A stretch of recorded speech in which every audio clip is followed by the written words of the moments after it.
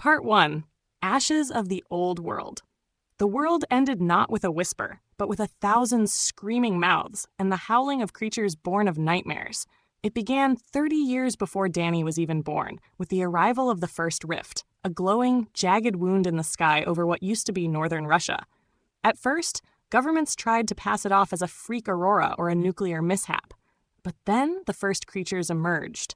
Wailing, glass-skinned leviathans that hovered and hummed like living machines.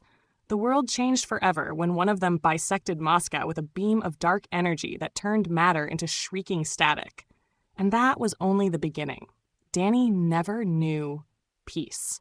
He was born in a refugee camp outside the remains of Old London, what used to be called Southwark, now a semi-fortified shantytown inside the ruins of a giant, collapsed rift creature that had died when NATO fired half their remaining nukes into its core. Its ribcage had become the wall of the camp. His earliest memories were of rain pattering against flesh metal, of listening to the elders whisper about the time of screams, and of watching his mother trade teeth for antibiotics. By the time he was 16, Danny had survived 7 vampire outbreaks, 2 alien skirmishes, and 1 major demon incursion. The camp had barely survived the last one. Demonic biomass spilled across the perimeter like lava, sprouting eyes and limbs and chewing through concrete and bone alike. That was the first time Danny should have died. A bone-clawed beast, almost feline, had lunged through the barricade and pounced on him. He'd tried to run, but tripped over an old scrap pipe. The thing tore into him, flaying skin from his chest and puncturing a lung. He remembered coughing blood, the pain blooming like fire through his ribs, and the sensation of something crawling beneath his skin. He awoke 3 days later in a medic's shelter. Everyone had assumed he would die, but instead his wounds had closed. Imperfectly, but clearly. He had scars, fresh and pink, but no sign of infection. The medic, an old mutant woman with 2 extra fingers and a cybernetic eye, stared at him like he was some kind of ghost. "You should be dead," she had said flatly. "I thought I was," Danny muttered. That night, as rain drummed on the bone metal roof, Danny felt something stir within him, like something that had been waiting. Over the next 5 years, Danny tested the limits of his ability. It started slow. A cut would close in a day instead of a week. A broken rib would stop hurting after 3. But only if he didn't die. At first, he feared it was luck, but the evidence kept stacking up. At 20, a razorback mutant, a fast, bipedal nightmare with saber teeth and bone armor, smashed into him during a scavenging run. It crushed his spine. He couldn't feel his legs. The others had left him for dead, assuming nothing short of miracle tech could save him. 2 weeks later, he walked back into the camp. The injuries had healed slowly, agonizingly so, but they had healed. That's when the rumors began. Deathless Danny, they called him. Ghoul blood. Spawn of the Rift. He kept to himself. Even as he saved others, he was feared for what he might become. Most who had any mutation of that scale lost their humanity to it, but Danny didn't. He remained painfully, vividly human, and that was his curse. The world continued to spiral into madness. Humanity's last superpower, the Federated Bastion States, fell to the Behemoth War in 2035. Sky cities above the Himalayas were devoured by rift-born dragons the size of mountains. Magic came back into the world. Not fantasy magic, but primal, brutal sorcery tied to blood and death and pain. Technology didn't stop advancing, but it became warped, spliced with alien biotech, shaped by demon engineers, infected by vampire code. Most cities were now citadels, survival domes filled with augmented soldiers, refugees, monsters in hiding. By now, Danny was 30, and things had changed. He had thrown himself into death's arms over and over again. Every time, he came back stronger. Faster. His regeneration no longer took weeks. Now, a knife through the lung would heal in an hour. Gunshots closed in minutes. Still slow compared to the instant healing legends, but relentless. He could feel it speeding up. The more he suffered, the faster it adapted. His body was learning death, and it was fighting back. He wasn't sure if that scared him more than it scared others. Then came the day of the black eclipse. The sky turned to liquid shadow. Every rift on Earth pulsed at once. Creatures, monsters the size of cities, began to emerge from the void between universes. Vampires who had long hidden themselves erupted into open war, revealing entire blood kingdoms beneath the earth. Werebeasts and ghouls, ancient and long thought extinct, howled across the plains of broken Europe. The sea boiled. The moon cracked. And humanity finally understood this was no longer their world. This was the age of the monstrous. Danny stood on the edge of a fallen fortress city called Neovault, watching as a sky whale, a flying, tentacled rift horror, dragged itself across the upper atmosphere. He had just survived a firefight with bandit mages, feral humans augmented by raw rift energy. His side was still bleeding. He didn't bother wrapping it anymore. He knew it would heal. A child wandered past him, barefoot, eyes glowing red. Danny reached into his bag and handed her a food bar. She took it silently, never blinking, then ran. He exhaled and sat down on the corpse of a technoghoul, half machine, half vampire, all hate. Its face had once been human. He remembered what someone told him years ago. Sooner or later, you'll outlive everyone who ever knew your name. Back then, he thought they were being dramatic. Now he wasn't so sure. Danny wasn't alone forever. There were others like him, strangers who had adapted, mutated, or survived. Some called themselves echoes, claiming they were echoes of lost timelines, beings resurrected by the rift. Others simply called themselves the Cursed. But they all had one thing in common. They refused to die. And in this world, that made them precious and dangerous. Danny found a few like him over the years. A blind woman who could teleport through shadows. A man with no mouth who screamed with his mind. A girl who bled fire. Together, they formed a ragged, shifting band of survivors. Not quite heroes. Not quite monsters. They called themselves the Severed Line, a reference to the old world, to a lineage of humanity that had been cut, and to the idea that perhaps, just perhaps, they could reconnect it. But Danny was the heart of it. Not because he led, he didn't want that, but because he kept coming back. Over and over again. He was proof that something different could endure. Not a god, not a chosen one, just a man who wouldn't die. And in a world of demons and abominations, that was enough to make him a legend. Part 2, The Broken Art of Never Dying.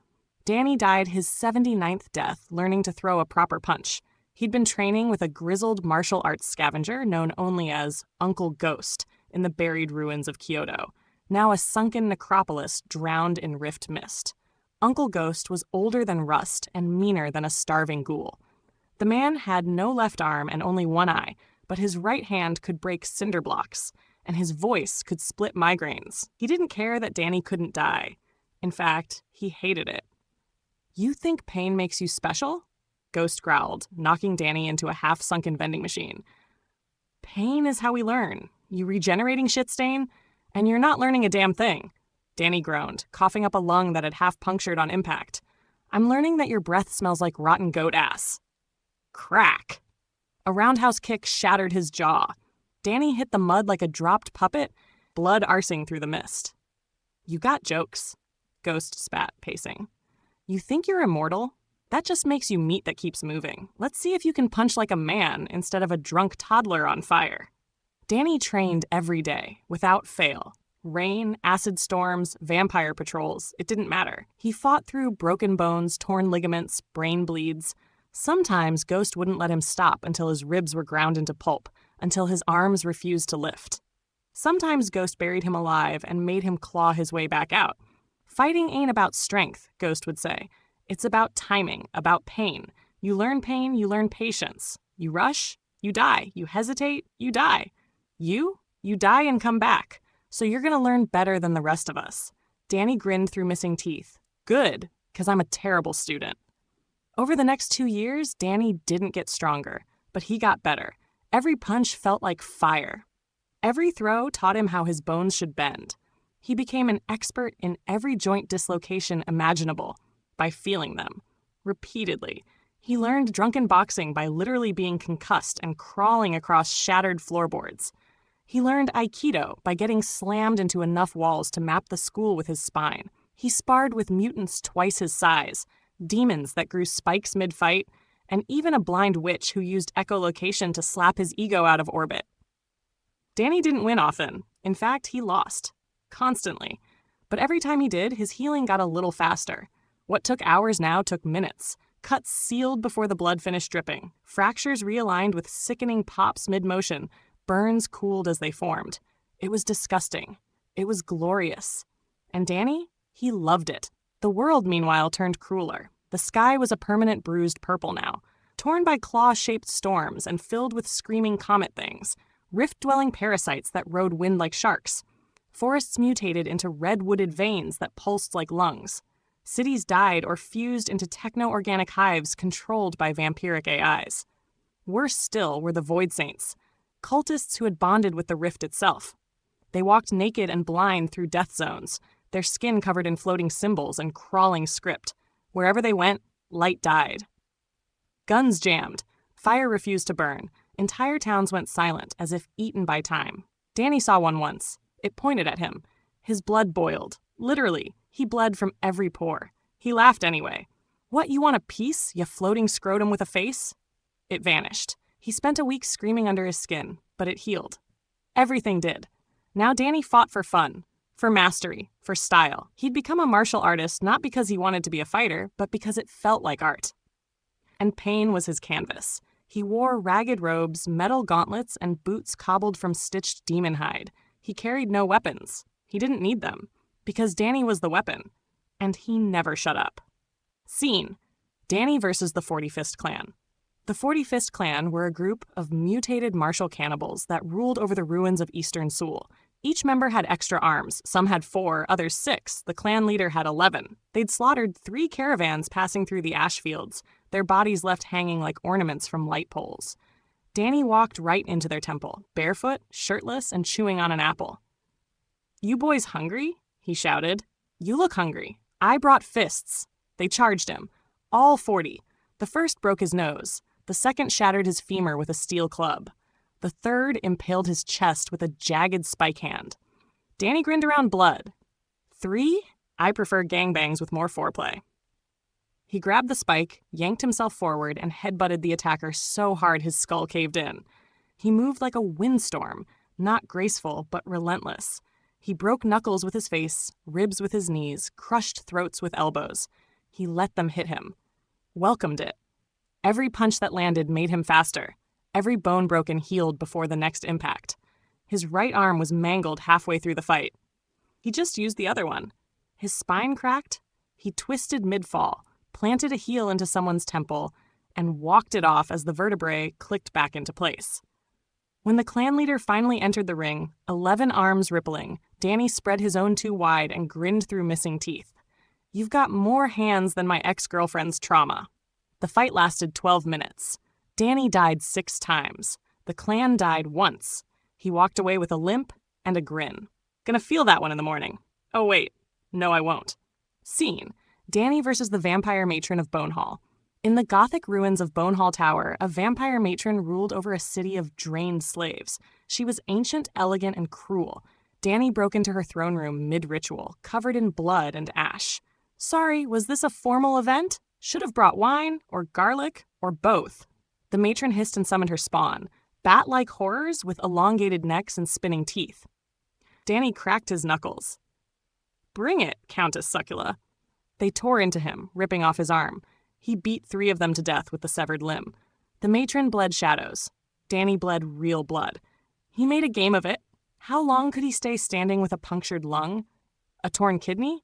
Answer: long enough to shatter her spine with a spinning heel kick and spit in her eye before she disintegrated into smoke.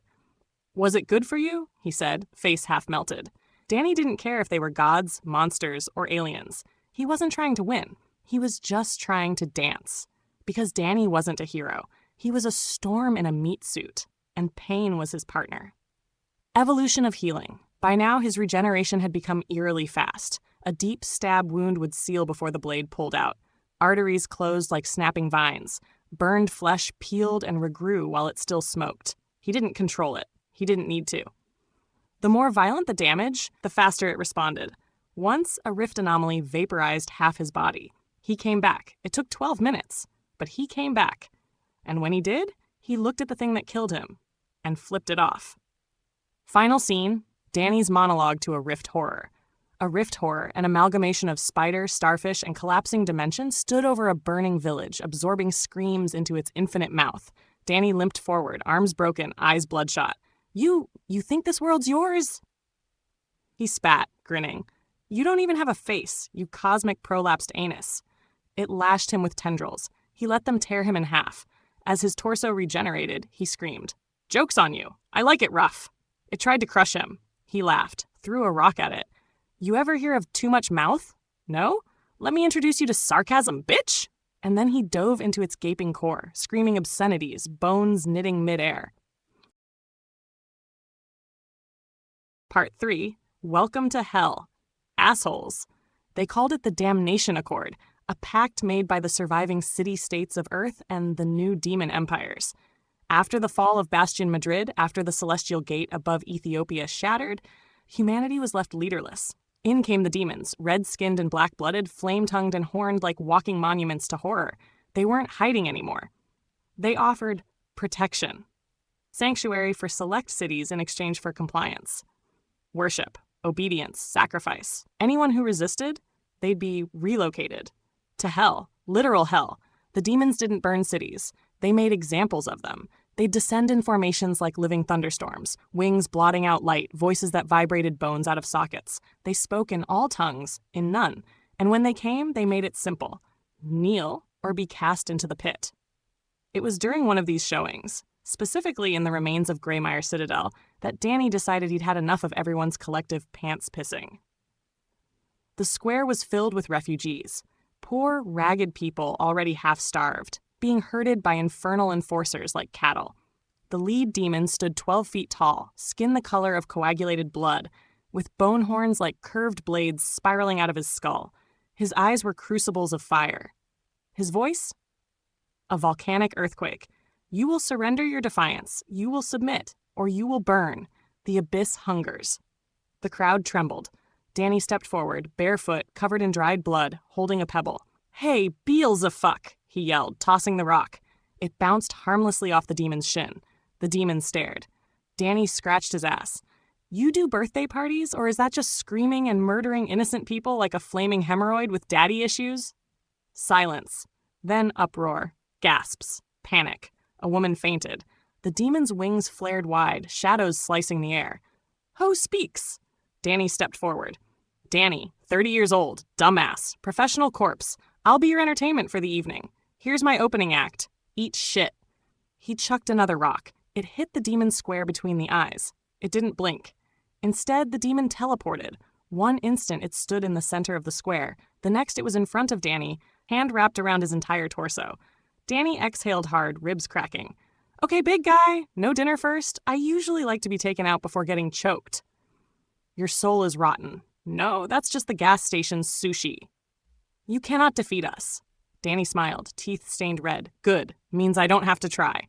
The demon raised him high. "I banish thee to the pit of screaming souls." Danny flipped it off. "Hope it's got snacks." And then the air bent. The sky tore open. A circle of molten glyphs blazed beneath them, and with a shriek like the birth of a dying star, Danny was hurled into hell. Scene, descent.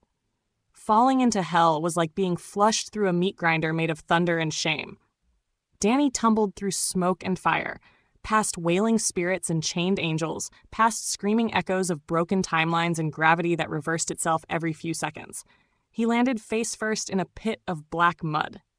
"That's new," he muttered, spitting out something that might have been a tooth.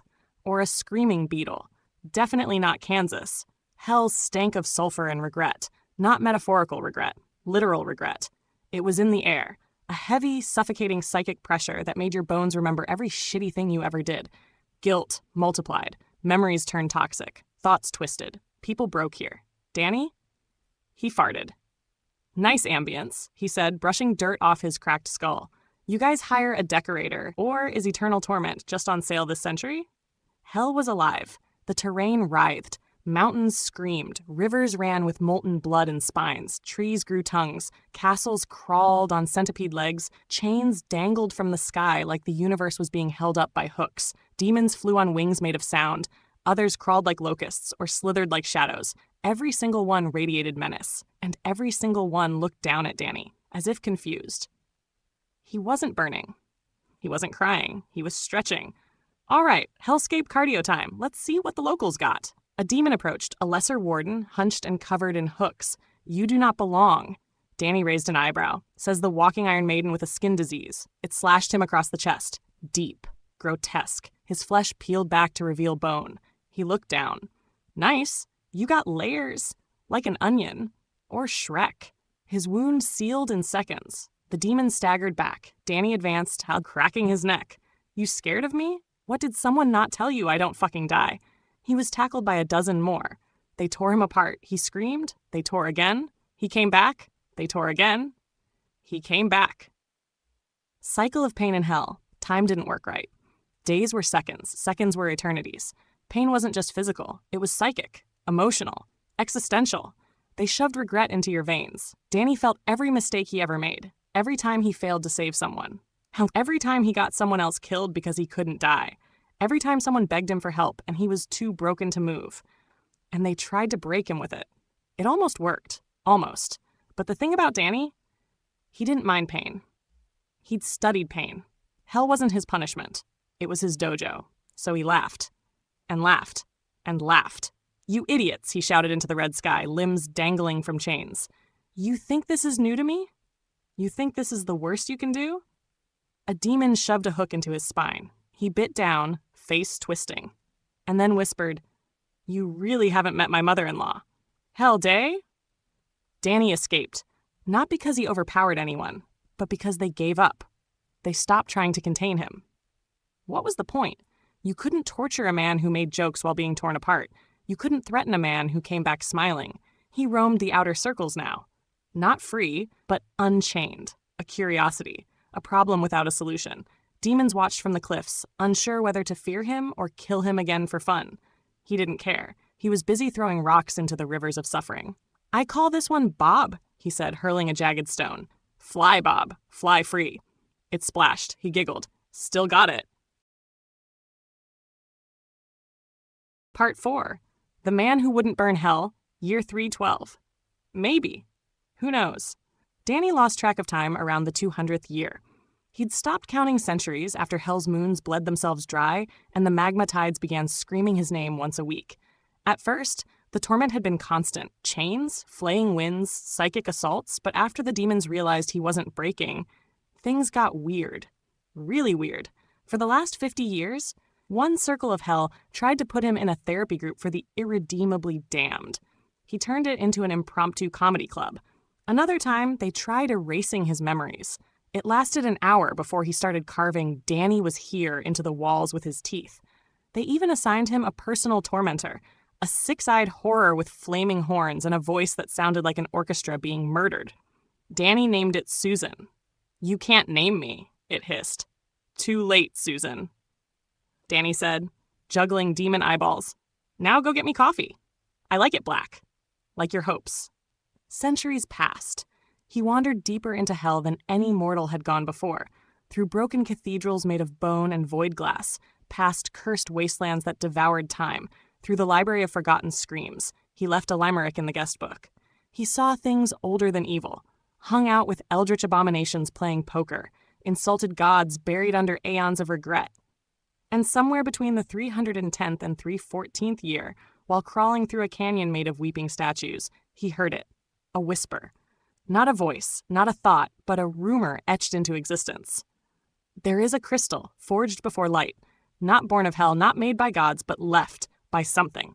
A crystal that knows where, a crystal that sends. Even the generals will not touch it, for it does not kill, it transports. But it burns you out of being. None have returned, not even them. Danny's response? Neat. Where is it? Seen, the crystal ball. It lay at the center of a crater carved into the side of Hell's seventh moon, which screamed constantly about taxes for some reason. The landscape was scorched black, melted and twisted in on itself like time had tried to erase it and failed. The crystal floated above a pit of red lightning. It pulsed gently, almost peacefully. It was beautiful. Worse than that, it looked edible. Danny approached, skin already peeling from the heat. His bones hissed. His lungs turned inside out. He smiled. You know, he muttered, if I had a nickel for every time I found a mysterious, universe-defying artifact that scared the piss out of cosmic warlords, I'd have one nickel. But I'm gonna eat it anyway. And without hesitation, he ate the crystal, bit into it like a goddamn snack bar. It didn't scream. It sang. Reality folded in on itself. Hell ruptured. The ground caved. The moons cracked. Danny caught fire, then turned inside out, then back again, then exploded, then reassembled, then got mildly hungry. And then, pop. Earth. The same damn second. A quiet courtyard in Greymire Citadel. The very same place Danny had been cast into hell centuries ago. Demons still stood in formation, delivering the same threats. Refugees still knelt. Nothing had changed. And then a man covered in soot, fire, and confusion popped into existence behind the lead demon. Danny coughed smoke, straightened, then shouted, "Surprise, bitches!" The demon spun around. "What?" Danny hurled a rock into its face. Thunk. "Miss me?" The crowd gasped. The demons reeled, and Danny, grinning wide with fire still curling off his shoulders, struck a pose. Back from hell, stronger than ever, sexier too. Who wants round two? Scene, furious demons. The demon generals didn't understand. No one had ever returned. No one. The crystal was a one-way trip to obliteration. Not death, erasure. It burned the soul, scattered it across dimensions. No creature, not even they, dared touch it. So how was Danny? How did you return? A general hissed, wings of ash beating the air. Danny squinted. Long story. Cliff notes. I ate the forbidden artifact of ultimate travel, caught on fire, screamed a bit, pissed off some elder horrors, and thought real hard about how funny it would be if I came back here just to throw rocks at you again. Another rock flew. Thunk. Another demon howled. Back to hell with you. Sure, Danny said, yawning. Toss me. They did. Pop. Hell. He landed in a pit of flame. Back again, he muttered, dusting off. Hi, Susan. Susan sighed. What did you do? Danny winked. Ate something spicy. Pop. Earth. He reappeared midair above the same square. Hello, Earth! The demon screamed. A barrage of fire magic flew at him. He vanished. Pop. Hell. He snorted. Missed me. Pop. Earth. He threw a pineapple. Just for variety. And so it began. Danny learned he could think of Earth and pop back. Think of hell. And pop again. He wasn't teleporting. He was remembering locations. The crystal was now a part of him, embedded in his core, feeding on his regeneration, tied to his soul like a parasite with a GPS system. And Danny? He used it to annoy hell itself. Scene, demonic council meeting. A chamber of obsidian. 12 generals seated in judgment. Wings, horns, fangs, wrath incarnate. We must destroy the human, one snarled. He cannot die, another hissed. He is infectiously irritating, a third added. Suddenly, pop. Danny appeared in the center of the table wearing sunglasses. Sup? Council bras? What's the topic? My rock throwing technique? 'Cause I know it's top tier. They all lunged. He vanished. Centuries in hell. No time on Earth. Now he was everywhere. An immortal thorn in the side of the unkillable. A chaotic neutral middle finger to order, to damnation, to fear itself. He wasn't trying to win. He was trying to be funny. And the worst part? It worked. Because there are few things more terrifying than a man who cannot die, cannot be broken, and cannot be bored. Part 5. The Devil's Favorite Mistake. Time is relative. Pain isn't. To the humans of Earth, Danny was gone for less than the time it took a demon to finish its threat. To the demons of hell, he'd been gone for centuries, and now he had returned, with baggage. Because Danny didn't just pop back to Earth and hell, he abused it. Hard. Danny's day schedule, according to Earth time. 12:01 p.m., pop into Earth courtyard. Throw rock at demon general's face. Twop to hell. Help time. 5 months later. After insulting 12 demonic nobles, carving Danny was here into a lava titan's teeth, and training naked in the bladed winds of Circle 9, he pops back to Earth. To them, throws another rock. You again, snarled one demon. Still me, Danny grinned, already holding another rock. Been a year since the last one. You guys age fast or what? To them, he had disappeared for months, years, returned with scars that faded mid-sentence. Knowledge of things they hadn't said yet. New scars, new jokes, new horrifying stories. To them, he was eternal. A timeless, unkillable, teleporting madman. The irritations begin. Danny didn't just appear at random anymore. No, he had routines. He started planning his appearances. Every demon military march, Danny popped in, handed out participation trophies made from melted sewer pipes, and disappeared before they reacted. In Hell's most sacred blood sacrifice temples, he popped in and replaced the chalice with a slushie. During important political rituals in Hell, Danny replaced the infernal choir with a dozen harmonized recordings of himself beatboxing. They screamed. He laughed. They cast him back into hell. He popped right back. And thanks to time dilation, he had years to plan a new joke before the next second passed on Earth. The Earth-Hell time-skip exploit. Time between the realms wasn't just lag. It was a weapon. Danny used it better than anyone. He built a full dojo in hell, trained with ancient masters, fought fire gods in the Eye of Damnation, got bored, started a bar, burned it down, rebuilt it, painted it pink, started serving Helad, a drink that caused minor existential crises in demons. And then? Pop. Back to Earth. 12 p.m. 3 seconds, guys. Miss me yet? He could be nowhere. Then everywhere. Danny became a myth. Mortals whispered about him. Demons began to fear the pop noise that preceded his arrivals. Even angelic refugees in Earth's dead skies began tracking his sightings. Because Danny didn't follow rules. He broke time over his knee like a glow stick and danced in its toxic neon mess.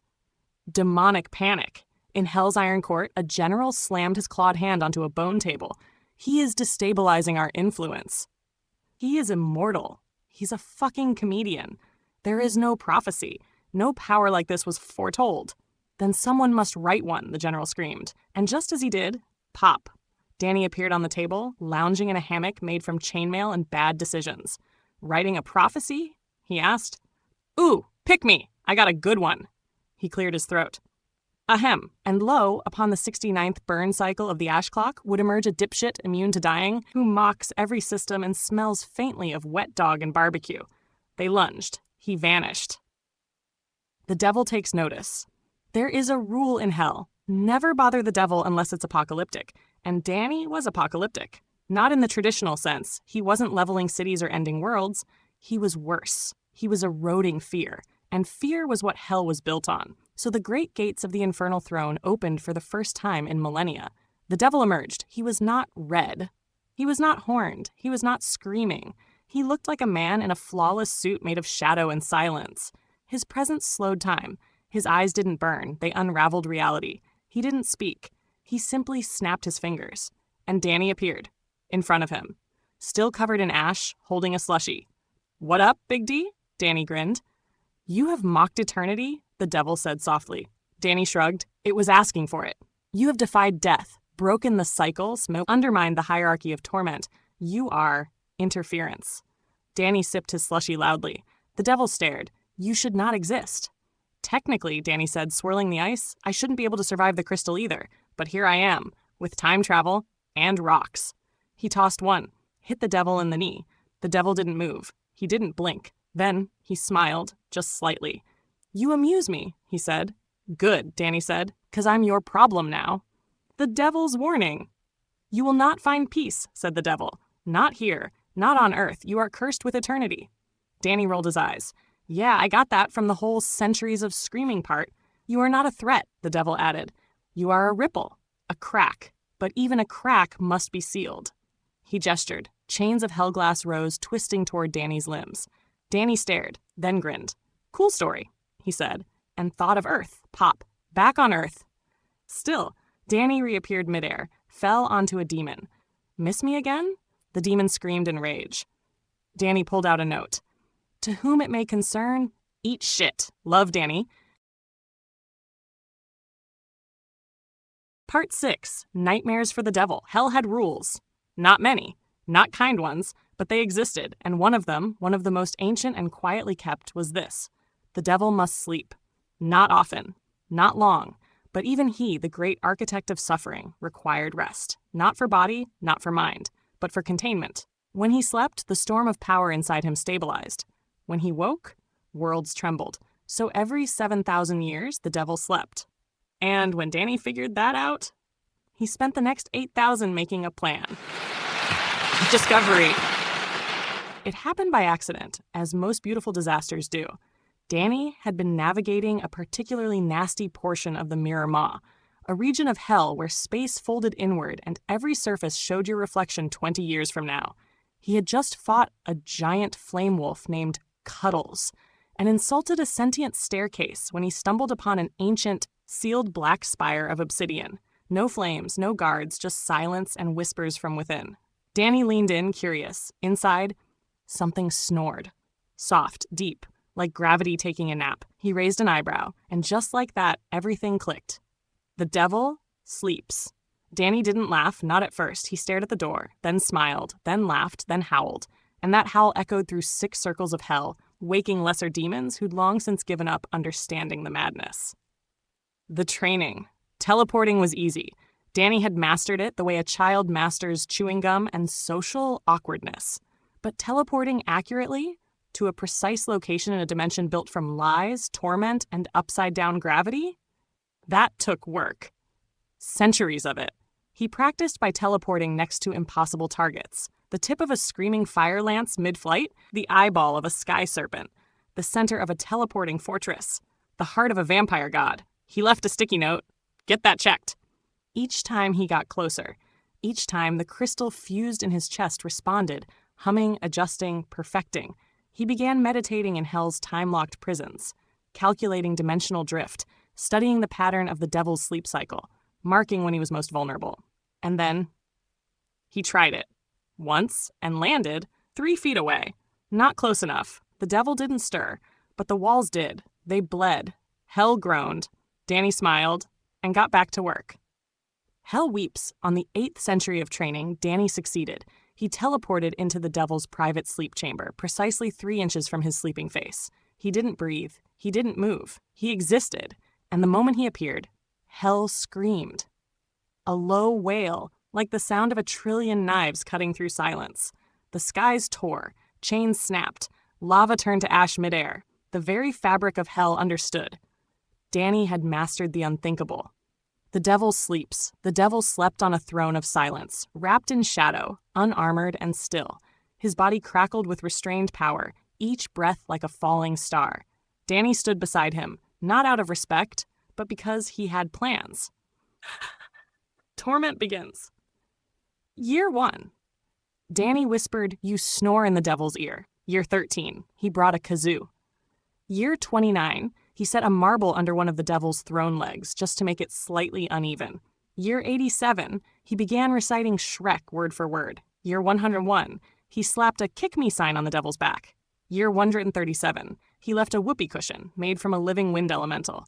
Year 163. He painted googly eyes on every surface in the room. Year 170, he placed a mirror above the devil's face with "This is you" written in marker. And then one day, the devil woke up, the awakening. His eyes opened. Darkness peeled from the room like old skin.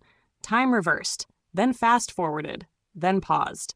Danny stood calmly, holding a balloon. That said, "Welcome back, sleepyhead." The devil sat up, stared at him, and smiled, slowly. "You planned this," he said. Danny nodded. "Centuries. Lots of effort, big reward." "Which is," Danny shrugged, "your sleep, ruined, your peace, gone, your kingdom, trembling, your enemies, laughing, your ego, bruised, your patience." He leaned in. "Gone."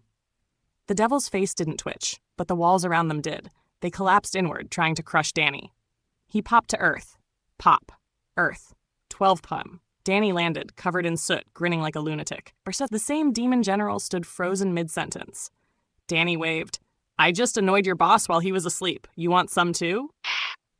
Back in hell, the devil stood, the air warped around him. "He has learned timing," he said softly. "He has mastered entry, and he has no fear of consequence." A long silence. Then, "Begin Project Cageheart." Demons stirred. "What is Project Cageheart?" one asked. The devil's answer was cold. "A prison outside of time, made from paradox, sealed in oblivion, designed to hold only him." He looked toward Earth, toward the ripple, the crack, the joke, and for the first time in millennia, the devil looked tired. Part 7. Goodnight, Lucy. Hell. 5 minutes after the devil woke up. The infernal halls trembled. The devil's sleep had ended violently, centuries ahead of schedule. For the first time in eons, he stirred with twitching fingers, eyes twitching open in rage, not grace. Every flame in hell dimmed. Every archdemon fell to one knee. And at the center of the throne room, where silence should have sat like a king, Danny stood, wearing oversized sunglasses and sipping a demon blood smoothie through a curly straw.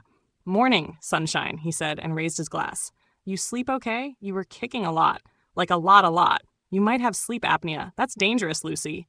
The devil's left eye twitched. "Do not call me that." Danny grinned. "What, Lucy? You don't like Lucy? It's cute, powerful, biblical even. You will. Stop." "Oh, I will," Danny said, checking an imaginary watch. "Right after you get a full night's sleep." The devil's curse, hell, is structured. Even in chaos, it abides by laws older than creation. And one such law, buried in the bones of forgotten gods, is this: if the devil cannot complete his sleep cycle, he cannot unleash his judgment, which means no resets, no plagues, no universe-collapsing tantrums. Without rest, he is leashed. And Danny? Danny knew. So began the Great Sleepless War. Every time the devil tried to sleep, Danny appeared. Pop whispered, "Lucy, Lucy, Lucy," in his ear, replaced his obsidian pillows with porcupine demons, laid a xylophone across the devil's ribs, and played Twinkle, Twinkle, Little Star, teleported onto his chest with a megaphone and screamed, "Wake up, Lucy! Nightmare time!" painted his nails pink, labeled his horns with name tags, installed a cursed cuckoo clock that screeched, "Lucy, ah," every 15 seconds. And then he got creative. Danny's tactical timeline harassment. Because hell operated on hyper-accelerated time and Danny could leave at will, he had decades to plan between every moment the devil blinked. So Danny built schedules. Hell Minute 1, drop slime-filled balloon on the devil's throne. Hell Minute 2, reappear disguised as a flaming librarian with a kazoo. Hell Minute 3, rename all nearby demons Steve and blame it on Lucy. The devil attempted Project Cage Heart. Danny tunneled out of it. The devil attempted soul anchoring. Danny reversed it by thinking really hard about the smell of overcooked pizza, which somehow broke the containment field. The devil tried crushing Danny into non-existence with his own name. Danny just renamed himself Not Lucy. The breaking point. One day, in the ash-choked Valley of the Condemned, the devil stood before a gathering of his highest generals, his usually pristine suit in tatters, eyes bagged, hair slightly frizzed. "Status report," he muttered. A trembling demon held up a chart. It had exactly one entry, repeated endlessly. Danny. Interrupted sleep cycle again. The devil growled. The walls cried. "I have conquered realms," he hissed. "Broken time. Eaten suns. Why can I not rid myself of one mortal idiot?" As if summoned, Danny popped into the room mid-yoga stretch. "'Cause I'm built different, Lucy." He winked. The devil burst into Shadowfire and chased him into the sky. Hell falls into chaos. Sleep-deprived demons began hallucinating. Entire sections of hell collapsed under mass hysteria. Forges stopped forging. Torture cycles misfired, turning into eternal dance loops. One archdemon started collecting Danny's quotes in a leather-bound tome titled The Book of Shit Talk. A council tried to declare Danny a mythological disease. Danny just popped into their meeting and left a fart noise on loop. Lucifer, king of hell, conqueror of realms, began to deteriorate. The devil Lucifer, once the morning star, began unraveling. Not from blades, not from armies, but from frustration. Danny had weaponized sarcasm, had turned immortality into a sledgehammer of inconvenient persistence. He had no army, he had no throne, but he had perfect timing, infinite time, and a mouth that wouldn't shut the hell up. And he used all of it on one goal: make Lucy's life hell. The devil snaps finally. On a morning without morning, in a chamber of timeless agony, the devil stood atop the crumbling bones of his palace and screamed, "What do you want from me?" And from behind, as always, Pop. Danny appeared, wearing slippers, sipping tea. "I want you," he said slowly, "to get some goddamn rest." The devil stared at him, twitching. "And I won't stop," Danny said, "until you wake up feeling refreshed." He threw a pillow at him. It had Lucy 3 embroidered in glitter. And that's Part 8, Rocks, Regret, and Ruin. The devil ruled hell, until Danny perfected teleportation. What began as a joke, as petty revenge, as a stubborn, ageless prank against a being who flung him into hell centuries ago, had evolved. Danny had spent millennia fine-tuning every atom of his movement. He didn't just pop now. He phased, gracefully, flawlessly, instantly. He could now teleport to a specific location within 1/10 of a millimeter, across dimensions, even those hidden behind thought-locked barriers. Mid-air, mid-sentence, mid-slap, he could teleport inside a moving blade. He could teleport behind the devil's left horn every single time right before the devil sneezed. And worse, he could do it quietly. No more pop, no more warning. Just presence. Torment refined to high art. Danny didn't need fireballs. He didn't need weapons. He had rocks. And now, with perfect teleportation, he could throw them like no one else. One rock from Earth to hell every second for 12 hours.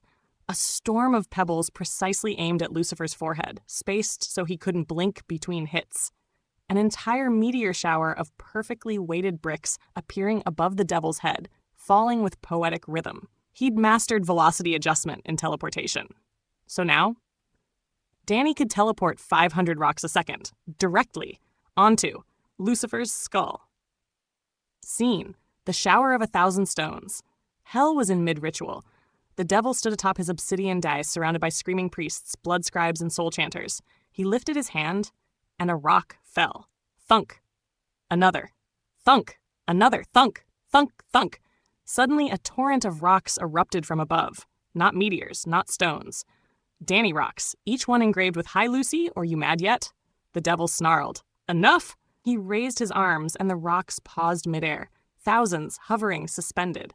And just as he exhaled, Danny appeared upside down, nose to nose with him. Yo, the rocks fell again. The Devil's Declaration. On the edge of exhaustion, eyes burning like supernovae, robes shredded by years of trolling, Lucifer gave a single command: kill one human, for every time he appears. The demons hesitated, but my lord, one stammered, that would mean every time. Lucifer howled, wings exploding outward. You think pain motivates me? You think suffering fuels me? Fine. Let suffering become a language. Let the world learn what defiance costs. Every teleportation? A death. Every whisper? A scream. Danny watched the sky turn red on Earth. He saw demons mobilize, killing, burning, spreading plague just to punish him. And he just kept going. Danny's silence. He stopped smiling. He stopped joking, but not for the reason Lucifer hoped. Danny walked through hell with calm fury. He teleported silently into the devil's throne room. Lucifer stood, tall and proud. 1,000 corpses burned into his throne. You see now? The devil whispered. You fight me and they suffer. Danny said nothing. He vanished. Then reappeared with a crate of rocks. Lucifer narrowed his eyes. You've doomed them. Danny opened the crate. Inside were hundreds of rocks, each painted, each marked with names. These, Danny said quietly, these are for everyone you killed. He vanished. Thunk, he reappeared. Another. Thunk, thunk. Name after name, one rock per death, each stone hitting Lucifer directly. A silent judgment, a reminder. Lucifer staggered. He felt the weight of those names, not in pain, but in memory, and he hated it. The stones become symbols. Over time, the rocks began to appear without Danny, on Lucifer's throne, in his bath, in his dreams. One even fell onto his tongue mid-sentence, causing him to cough a poem about regrets. They followed him. They haunted him. He banned stones across hell. Demons began to fear pebbles. Some began to pray to Danny as a god of annoying resistance. Danny's return. After 10,000 more teleports, Danny returned to Earth. He stood before a burning city. Demons ravaged the streets. He raised a hand and all of them dropped. No power, no spell, just the weight of his presence, the fear of his name. Back in hell, Lucifer screamed. He screamed until his voice turned inside out, until he melted the pillars of torment, until his generals wept at the sight of his face. He had become a prisoner of a man with no army, no empire. Just perfect timing, infinite stubbornness, and a rock with your name on it. Part 9, the Devil's new theme song. Scene, the final plea. The devil stood atop the ruined heights of the Ebon Spire, his once pristine obsidian crown cracked, robes tattered by centuries of psychic torment. His court, what remained of it, stood silent, broken, reduced to twitching piles of anxiety and fear. He no longer glowed with hellfire. He just twitched. And then, pop, Danny appeared behind him, wearing flip-flops, sipping iced coffee, a pair of demon wings taped to his back with duct tape. The devil didn't even flinch. His voice was brittle, thin. What do you want? Danny blinked. What? To stop, the devil said. To sleep. To think. To to exist again without rocks, without singing, without you. Danny floated forward. You want to make a deal? Yes. Danny looked at the devil, truly looked at him. Bags under his eyes, horns dulled, muscles slack. The smell of stress sweat and old sulfur clinging to him like shame. Danny smiled, then leaned in close and whispered, I want you to be my bitch. The devil freezes. The world stopped breathing. 1,000 volcanoes held their ash. Hell itself gasped. You want? What? The devil asked, voice faint. Danny straightened. Oh, you heard me. He raised a single finger. 1. You call me Sir Danny, forever, in front of demons, in front of gods. Don't care. 2. You carry my shit, like a pack mule. You ever seen a fantasy dwarf? That's you now. 3. You follow me around hell and earth, and if I snap, you come crawling. He paused. Oh, and number 4? He snapped his fingers. You sing backup when I do karaoke. The devil stared, stone-faced, burning, raging, but also too tired to argue. His eye twitched, his lip curled, his pride screamed, and then finally he said no. The song begins. Danny clapped. Okay, Lucy. He cleared his throat and began to sing. This is the song that never ends. It just goes on, my friends. Some people started singing it not knowing what it was, and they'll continue singing it forever just because. The devil, eyes twitching. Stop, Danny grinned. This is the song that never ends. 23 years later. The devil hadn't slept, not once. Every time he tried, Danny appeared, at his bedside, in his ear, on his chest. It just goes on, my friends. Every pitch perfectly annoying. Not quite off-key, but just enough to make it worse. He tried, covering his ears. Danny teleported inside his head, sealing his mind. Danny started singing telepathically. Locking Danny in a dimensional cube, Danny kept singing from inside it. No powers beyond regeneration and teleportation. Just pure, unwavering, infinite persistence. Hell's response. The river of screams dried up. Lesser demons started sobbing without knowing why. One infernal governor opened a bakery and never spoke again. Every time someone said the word song, 1,000 trembled. Scene. Desperate council. Lucifer stood before what remained of his court. Eyes red, teeth chipped. Hair now visibly balding. What do I do? He asked in a whisper. No one answered. Except Danny. He landed in a somersault onto the devil's throne. Hey, Lucy, miss me? Lucifer didn't respond. He just looked at the floor. Exhausted. Defeated. But still, he never said yes. Danny doubled down. So Danny escalated. He harmonized with himself by teleporting in sync with sound delays. 1 verse. 12 Dannys. All singing off tempo. This is the song that never ends. It just goes on and on. My friends, you can't stop it, Lucy. And it never ends. The devil exploded. Literally. A nova of demonic energy tore apart the southern tower of the first city. Danny, charred but alive, reappeared a second later, still singing. Lucifer's dignity dies. Eventually, Lucifer stopped leaving his chambers. He wore earplugs of blessed silence.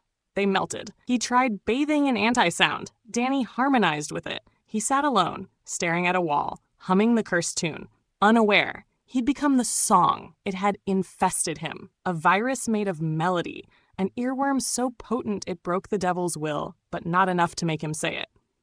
Not yet. One day, Danny appeared once more, floating gently above Lucifer's hunched form, and sang it quietly, softly, lovingly, right into his ear. This is the song that never ends. Lucifer's lips moved, but no sound came out. Danny leaned closer. The devil whispered, I hate you. Danny grinned. Yeah, I know. He pulled out a rock, threw it at his head. Thunk. Part 10. The day God woke up. The first divine stirring, God had been quiet, silent. Not gone, not dead, just distant. The architect of existence. The prime mover, the one above all. For eons he had rested beyond dimensions, dreaming gently at the edge of nothingness, listening only faintly to the prayers and screams of creation. But then, he heard something else. Something shrill, something blasphemous. Something that didn't stop. This is the song that never ends. It pierced through the celestial veil, echoed in the fabric of stars, and God woke up. The awakening of the Creator. Reality rippled. Galaxies spun backwards. Time hiccuped. Angels across every realm fell to their knees as heaven itself shuddered. The throne of light lit with divine fire, and upon it a voice. Old, heavy, thunderous. Who sings in my domain? Danny teleported in. Upside down, drinking from a soda can labeled Lucifer's Tears. Sup, Big G, you finally wake up from your eternity nap? God's eyes opened. Stars died in the reflection. You trespass upon the eternal, you defy death, you mock hell. Danny grinned. Yup, also, your universe sucks. God's first strike. God did not raise a hand. He simply spoke. Be unmade. And Danny's body exploded, every cell incinerated, every thought dissolved. Time rewound around his bones, and yet a pop, Danny reappeared a second later, holding a sign. That all you got? God's brow furrowed. He tried again. He unraveled Danny's soul. He turned him into anti-light. He reversed entropy inside his atoms. He locked him in a divine concept that hadn't existed yet. Danny came back every time, sometimes faster, sometimes louder. The insult heard through the heavens. God stood in holy silence. Danny approached, unafraid, eyes locked with the Supreme Being. I get why Lucy's so pissed now, he said. God blinked. You compare me to him? Danny nodded. Yeah, you're both assholes, but at least Lucy admits it. He gestured at the chaos below, at burning cities, crying children, void storms, monsters feeding on prayers. You made this place. You could fix it. You let it happen. You're no better than the devil. He threw a rock. It froze midair, turned into a bird, flew off screaming. Danny shrugged, didn't think that'd work.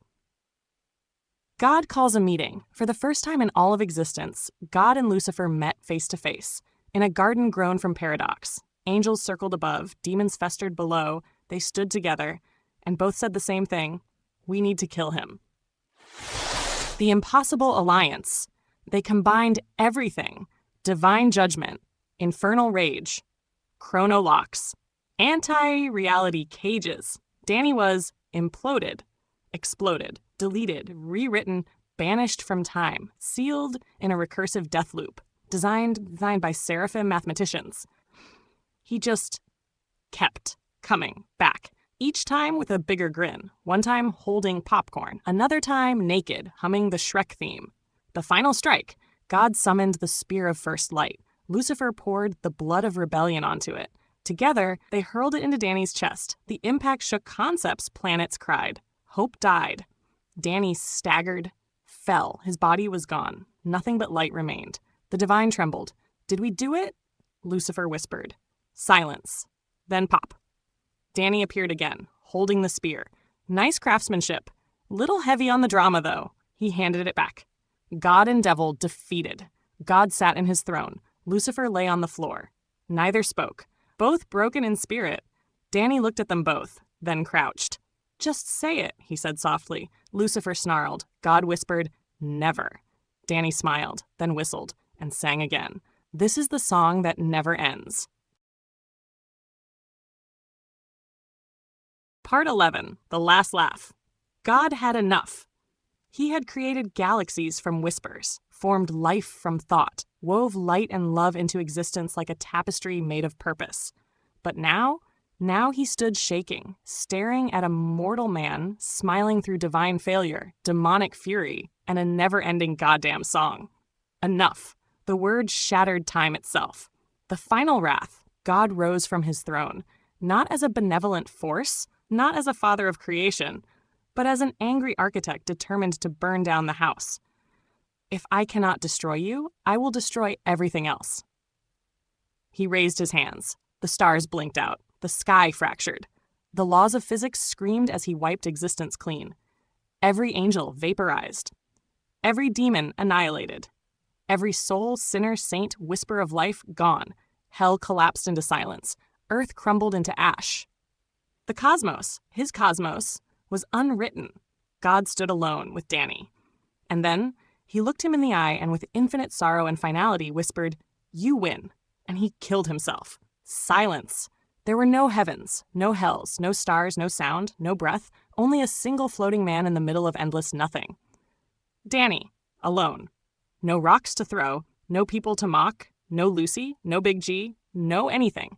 Danny didn't speak for the first time in ever. There were no words, just windless, voiceless emptiness. His skin didn't burn, his bones didn't break.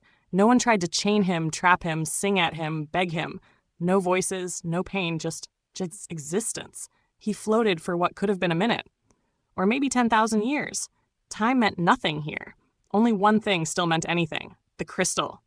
The shard of unknowable teleportation magic fused to his chest, the gift or curse that let him defy death and dance between worlds.